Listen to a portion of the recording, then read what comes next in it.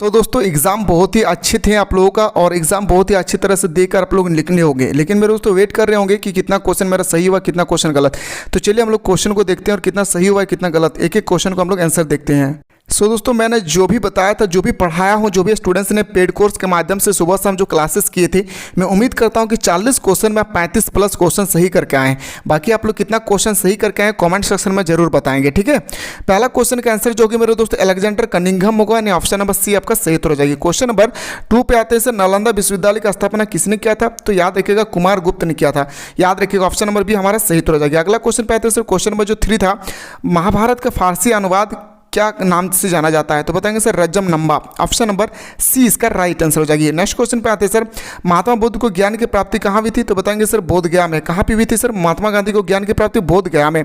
आते हैं सर अगला क्वेश्चन पे, क्वेश्चन नंबर नेक्स्ट पे आते हैं, पूछा गया सर 5 नंबर में कि अल-बिरूनी कहाँ का जन्म हुआ था? जो अल-बिरूनी थे उसका जन्म कहाँ हुई थी? तो बताएंगे सर अल-बिरूनी जो उनका खोरिज्म में हुआ था। कहाँ पे भाई?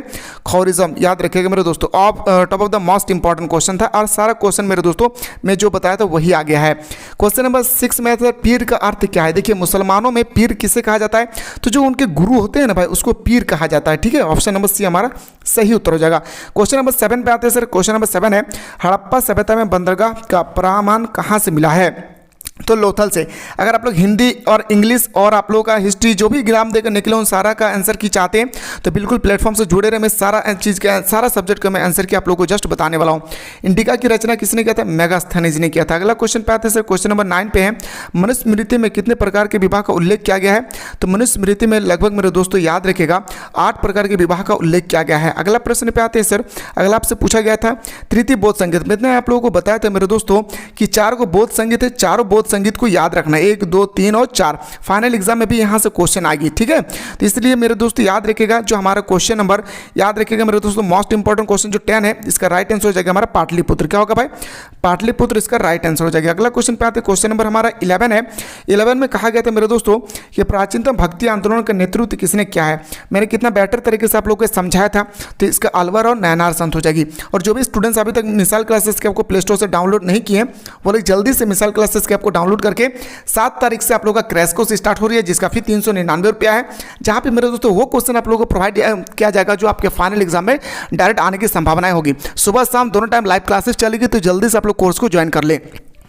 कोई भी दिक्कत होगी डिस्क्रिप्शन बॉक्स में व्हाट्सअप नंबर दिया, उस नंबर पर आप लोग व्हाट्सअप कीजिएगा, ठीक है। क्वेश्चन है कि सर झारखंड एवं बंगाल में भक्ति आंदोलन का प्रचार प्रसार किसने किया था? तो चैतन्य महाप्रभु ने। किसने भाई? ऑप्शन नंबर सी हमारा सही उत्तर हो जाएगी। क्वेश्चन नंबर 13 पे आते हैं सर, क्वेश्चन नंबर 13 है कि किताबुल हिंद की रचना किसने किया है? अल-बिरूनी ने किया था। किसने? अल-बिरूनी ने। नेक्स्ट क्वेश्चन पे आते हैं सर, अगला प्रश्न है कि मगध महाजनपद की राजधानी कहाँ थी? अगर आपसे पूछा जाएगा कि मगध महाजनपद की राजधानी कहाँ है तो पाटलिपुत्र, लेकिन आपसे पूछा गया है मेरे दोस्तों कहाँ थी? तो बताएंगे सर राजगीर में, बाद में इसको बदल करके पाटलिपुत्र ले आया था। मैंने ये भी आप लोगों को डिस्कस करवाया था।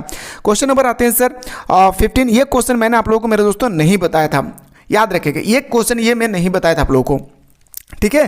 तो किस तमिल ग्रंथ को तमिल वेद के नाम से जाना जाता है? मेरे दोस्तों ये भी क्वेश्चन आपके एग्जाम में अभी तक लगभग 3 बार पूछा जा चुका है, ठीक है। तो इसका राइट आंसर हो जाएगी बी, इसका राइट आंसर हो जाएगा। क्या भाई? बी इसका सही उत्तर हो जाएगी।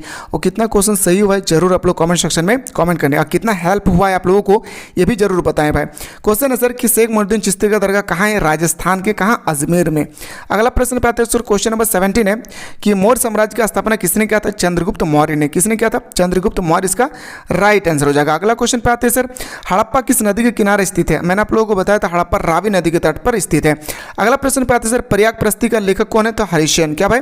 हरिसेन इसका राइट आंसर हो जाएगी। क्वेश्चन नंबर 20 पे आते हैं सर, जैन धर्म के प्रथम तीर्थकर कौन थे? जैन धर्म का प्रथम तीर्थकर थे मेरे दोस्तों ऋषभदेव, पारसनाथ नहीं भाई, याद रखिएगा। क्वेश्चन नंबर 21 पे आते हैं, कौटिल्य का वास्तविक नाम क्या था? तो कौटिल्य का वास्तविक नाम था विष्णुगुप्त। क्या था भाई? विष्णुगुप्त।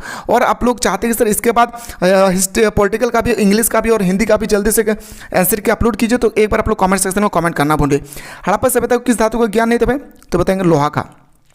अगला प्रश्न पे आते हैं क्वेश्चन नंबर 24 में, फाहियान किसके शासनकाल में भारत आया था? चंद्रगुप्त द्वितीय के। किसका? चंद्रगुप्त द्वितीय। अगला क्वेश्चन पे आते हैं सर, क्वेश्चन नंबर आते हैं, महात्मा बुद्ध का बचपन का नाम क्या था? महात्मा बुद्ध के बचपन का नाम था सिद्धार्थ। क्या नाम था? सिद्धार्थ। 25 में आते हैं सर। क्वेश्चन नंबर 25 है, किस काल को भारत का स्वर्ण युग के काल के नाम से जाने जाते हैं? तो बताएंगे सर गुप्त काल को। किसको मेरे भाई? गुप्त काल हमारा राइट आंसर हो जाएगा। अगला क्वेश्चन पे आते हैं सर, भारत के किस क्षेत्र में हड़प्पा सभ्यता का विकास हुआ है? मैंने आप लोगों को डायग्राम के साथ बताया था मेरे दोस्तों, इस भाग में विकास हुए थे पश्चिम उत्तर भाग में। ठीक है, चलिए सर, और फाइनल एग्जाम की तैयारी के लिए मेरे दोस्तों लगे रहिए। 7 तारीख से आप लोग स्टार्ट हो रही है, इसलिए मैं बार बार कह रहा हूँ कि जल्दी से मिसाइल क्लासेस के आपको प्ले स्टोर से डाउनलोड करके फाउंडेशन कोर्स को ज्वाइन कर लेना है। हड़प्पा सभ्यता का सबसे बड़ा नगर कौन सा है? मोहनजोदाड़ो। आते सर अगला क्वेश्चन में क्वेश्चन पूछा गया है कि अशोक के अभिलेखों में कितने प्रकार के विवाह का उल्लेख किया गया था? 4 प्रकार के विवाह का उल्लेख किया गया था। क्वेश्चन नंबर आते सर 29 कहता है कि फूट डालो और विजय प्राप्त करने की सर्वप्रथम ये जो राजा थे भाई, ये किसने चलाया था? अजात शत्रु। मैंने कल ही बताया था भाई, सारा क्वेश्चन वही चीज़ आप लोग एग्जाम में छप गया, पूरी तरह से छप चुकी है। हड़प्पा सभ्यता किस काल की सभ्यता मानी जाती है? कांस्य युग की सभ्यता है। ऑप्शन नंबर बी हमारा सही उत्तर हो जाएगा। आते हैं सर अगला क्वेश्चन पे। क्वेश्चन नंबर हमारा अगला है, क्वेश्चन नंबर है सर अगला क्वेश्चन हमसे कहता है 32, कहते हैं मेरे दोस्तों कि निम्नलिखित में से कौन कबीर के दोहे का संकलन था भाई? तो बताएंगे सर हमारा बीजक हो जाएगी। ठीक है, अगला क्वेश्चन पे आते हैं सर 33 पे आते हैं। क्वेश्चन नंबर 33, इब्न बतूता किस देश के निवासी थे? तो मोरक्को के, या एक्चुअली ये अफ्रीका के निवासी थे, लेकिन मेरे दोस्तों इसका मोरक्को सही उत्तर हो जाएगी। 34 है सर, अभिलेखों के अध्ययन को क्या कहा जाता है? मेरे दोस्तों मैं ये भी क्वेश्चन आप लोगों को बताया था जब मैंने आप लोगों को पूरा थ्योरी पढ़ाया था। आप लोगों को यकीन नहीं होंगे ना मेरे दोस्तों, एक बार आप लोग थ्योरी लेक्चर उठाकर देखेंगे जहाँ पे मैंने आप लोगों को समझाया था एफ्रीग्राफी। क्या भाई? एफ्रीग्राफी। अगला क्वेश्चन पे आते हैं सर, अगला क्वेश्चन 35 आते हैं। क्वेश्चन नंबर 35 बताता है मेरे दोस्तों, क्वेश्चन नंबर 35 कहता है कि श्वेतंबर दिगंबर का संबंध किस धर्म से था? जैन धर्म से। नेक्स्ट क्वेश्चन पे आते हैं सर, क्वेश्चन नंबर 36 है, इब्न बतूता ने किस पुस्तक की रचना किया है? जी इब्न बतूता है भाई, उसने कौन सी पुस्तक की रचना किया था? तो बताएंगे सर रिहाला। क्या भाई? रिहाला इसका राइट आंसर हो जाएगी। अगला क्वेश्चन है 37 पे, स्तूप किस धर्म से संबंधित है? तो बताएंगे सर बौद्ध धर्म से संबंधित है। 38 का आते हैं सर, भारत का शेक्सपियर किसे कहा जाता है? कालिदास को भारत का शेक्सपियर कहा जाता है। अगला क्वेश्चन है, जैन धर्म का वास्तविक संस्थापक किसे माना जाता है? देखिए मेरे दोस्तों, जैन धर्म के वास्तविक संस्थापक हो या जैन धर्म के संस्थापक हो, ये हमारे ऋषभ देव ही होगी। जो भी स्टूडेंट सोच रहे सर मैंने महावीर मान के आया सही है, बिल्कुल गलत है आपका आंसर।